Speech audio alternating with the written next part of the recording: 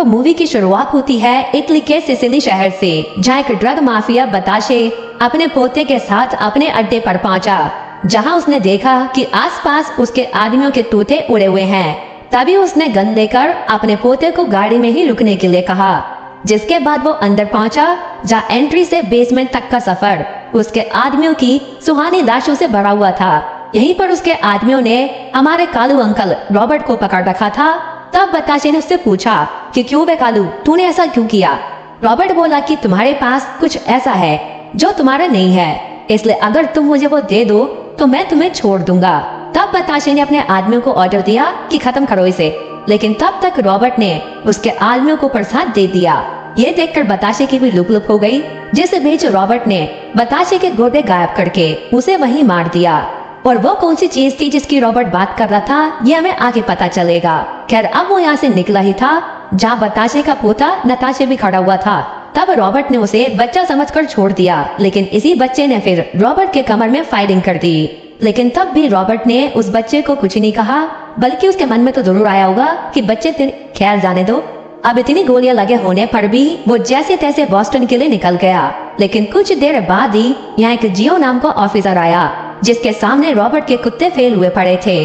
तब जियो उसे अपने ही एरिया के डॉक्टर एंजो के पास ले गया, जहाँ एंजो ने रॉबर्ट की सारी गोलियां निकाल दी। अगले दिन उसे होश आया, जहाँ एंजो ने उसे अपने ही घर में रखा हुआ था, क्योंकि वो भी यहाँ सिर्फ अपनी तान्या की जगह तन्हाई के साथ ही रहता था। अब धीरे धीरे रॉबर्ट ठीक हुआ तो उसे बाहर की हवा खाने का मन करने लगा, इसलिए वो यहाँ से लंगड़ी खेलता हुआ बाहर आया, जहाँ उसे यहाँ का एनवायरनमेंट काफी अच्छा लगा कि कैसे बिना किसी लड़ाई झगड़े के लोग खुशी खुशी रह रहे हैं। अब वो एक रेस्टोरेंट में जा पहुंचा, जहाँ अपना ऑर्डर देने के बाद उसने देखा कि यहाँ का ओनर एक छपरी को कुछ पैसे दे रहा है। तब उसने ये बात यहाँ के वेट्रेस से पूछी, जिसने बताया कि ये लोग कोबरा गैंग के आदमी हैं, जो यहाँ हर दुकान से अपना हफ्ता वसूलते हैं, और अगर कोई ने पैसे ना दे तो ये उसकी दुकान को नहीं छोड़ते। अब रॉबर्ट यहाँ से निकला ही था कि तभी एक छपरी उसे एक जोड़ी कपड़े बेचने लगा कि अंकल पूरी मूवी एक ही जोड़ी कपड़ों में करोगे क्या? तब रॉबर्ट ने उससे वो एक जोड़ी कपड़े खरीद लिए। अब वो यहाँ से थोड़ा और आगे आया, जहाँ उसने सुना कि एक मच्छी की दुकान पर इनकी गैंग का लीडर मार्को एंजेलो नाम के शॉपकीपर को ढो रहा था, क्योंकि इस बेचारे के पास हफ्ता देने के लिए पैसे नहीं थे। तब रॉबर्ट कुछ नहीं कह पाया, क्योंकि अभी तो खड़ा होने के लिए भी खुद उसे एक डंडे की जरूरत पड़ रही थी। अब ये गैंग यहाँ से अपने अड्डे पर पहुंची, जहाँ मार्को के भाई मतलब कोबरा गैंग के मेन लीडर विंसेंट एक बिजनेस ओनर से कुछ पैसों की डिमांड कर रहा था। लेकिन जब वो लोग नहीं माने तो उसने इनके बूढ़े फादर को उसी व्हील चेयर के साथ नीचे लटकवा दिया।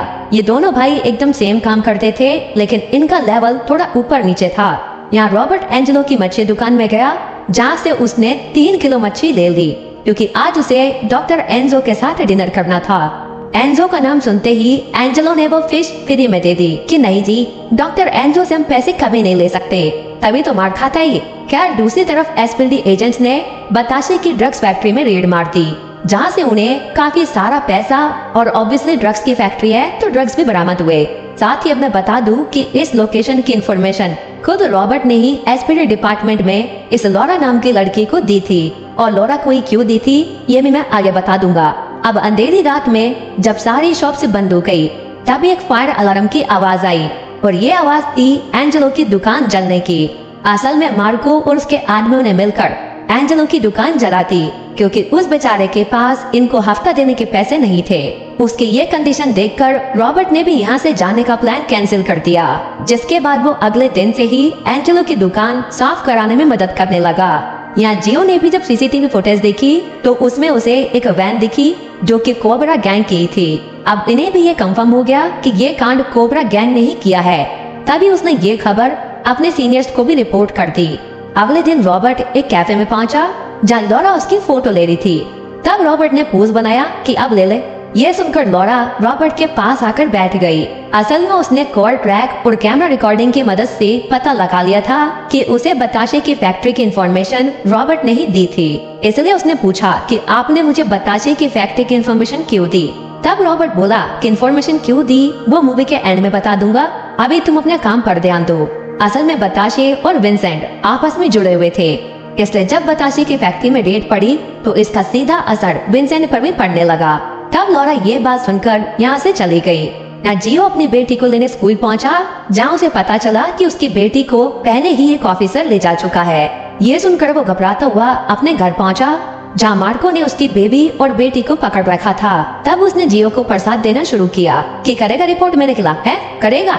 ये देखकर उसकी बेटी और बेटी और बेबी उसे बचाने लगे। तब मार्को धमकी देकर चला गया कि आइंदा मेरे फट्टे में टांग अड़ाई ना तो जियो से एमटीएनएल बना दूंगा। अब थोड़ी देर बाद जियो अपने सिग्नल डॉक्टर एंजो से सही करा के चला गया। तब रॉबर्ट ने एंजो से पूछा कि आखिर ये क्या सीन है। तब एंजो ने बताया कि ये सब कोबरा गैंग के लोगों ने ही किया है, क्योंकि जो भी उनके खिलाफ जाता है वो उसको अच्छे से प्रसाद दे देते हैं। अब शाम को जियो अपनी फैमिली के साथ एक रेस्टोरेंट में पहुंचा, जहाँ पीछे पीछे मार्को भी आ गया। तब वो जियो से बोला कि इतनी मार खाने के बाद भी खाना खाने की जगह बच गई। खैर ये सब छोड़, तुझे हमारे लिए एक शिप तैयार करनी होगी, क्योंकि हमारा कुछ कंसाइनमेंट आने वाला है। तभी यहाँ रॉबर्ट भी बैठा था, जो जियो से बोला कि चुपचाप यहाँ से चले जाओ। मार्को बोला कि अरे कालू अंकल, तुम्हें भी मार खानी है क्या। तब रॉबर्ट ने पहले प्यार से समझाया, लेकिन जब मार्को नहीं माना तो रॉबर्ट ने थोड़ा और ज्यादा प्यार दिखाकर समझाया कि यहाँ के लोगों से दूर रहो। अब मार्को अपनी दम दबा के भागा, जहाँ वो रॉबर्ट को मारने का प्लान करने लगा। लेकिन तभी एक गाड़ी ने उसके 2 आदमियों को उड़ा दिया, क्योंकि असल में यहाँ रॉबर्ट खुद पहुंच चुका था, जिसने मार्को को उसके चाकू से मार्को करके उसका काम यही तमाम कर दिया। अब उसके अंतिम संस्कार पर ये सीनियर ऑफिसर सिमोन भी पहुंचा, जिसकी विंसेंट से भी मुलाकात हुई। तब विंसेंट सीधे बोला कि उस आदमी का पता लगाओ जिसने मेरे मार्को को मार्कआउट किया। साइमन बोला कि मैं सिर्फ कोशिश कर सकता हूँ, क्योंकि एसपीडी को मार्को की बॉडी के पास से काफी ड्रग्स भी मिले हैं, जिसका मतलब उन्होंने ये निकाला है कि शायद ये मर्डर दुश्मनी के चलते हुआ होगा। ये सुनकर विंसेंट ने गुस्से में साइमन के हाथ का मोमोज बना दिया कि मेरे भाई का केस तुम ऐसे बंद करोगे। इसी स्टेटमेंट के साथ उसने साइमन को यहाँ से अलविदा किया। यहाँ एसपीडी ने ड्रग माफिया और कोबरा गैंग के लोगों को चटकाना शुरू कर दिया, क्योंकि मार्को की बॉडी के पास से उन्हें काफी लीड से मिल चुकी थी। लेकिन लॉरा अगर विंसेंट को परेशान करेगी तो विंसेंट कोई हलवा तो है नहीं, इसलिए उसने यहाँ एक धमाका करा दिया, जिसमें लॉरा के उसके नाम से मिलती जुलती चीजें लग गई, जिसके बाद उसे हॉस्पिटल में भी लाया गया। यहाँ रात होते ही विंसेंट इनके मोहल्ले में चिल्लाने लगा, जिसके बाद ही उसने जियो को पकड़ लिया कि अगर मेरे भाई का कातिल सामने नहीं आया तो इस जियो के मैं सारे सिग्नल गायब कर दूंगा। काफी धमकियों के बाद भी जब यहाँ कोई नहीं आया तो विंसेंट ने जियो की एक टांग नकली बना दी, जिसे देखकर रॉबर्ट यहाँ पहुंच गया कि हाँ मैं ही हूँ जिसने मार्को को नरक में पार्को किया। यह सुनकर विंसेंट रॉबर्ट को रोबोट बनाता कि तभी लोग उसकी वीडियो बनाने लगे। ये देखकर विंसेंट डर गया, क्योंकि एमएमएस से तो भाई सभी लोग डरते हैं, सबूत बन जाते हैं ना यार, इसलिए। तब विंसेंट यहाँ से अपने आदमियों को लेकर भाग गया, लेकिन अभी वो शांत नहीं बैठने वाला था, इसलिए उसने प्लान किया कि कल हम उस कालू का कचालू निकाल देंगे।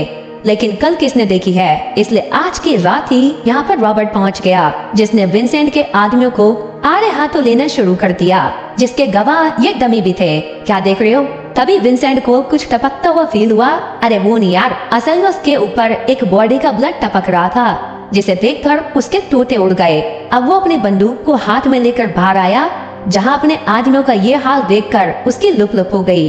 इसी वजह से होपलेस होकर उसने बेचारों पर फायरिंग शुरू कर दी, जिस बीच रॉबर्ट की एक गन हिटिंग से विंसेंट यहीं बेहोश पड़ गया। अब जब उसे होश आया तो रॉबर्ट ने उसे इतनी ड्रग्स की गोलियां खिला दी थी जितने इस वीडियो पर लाइक भी नहीं है।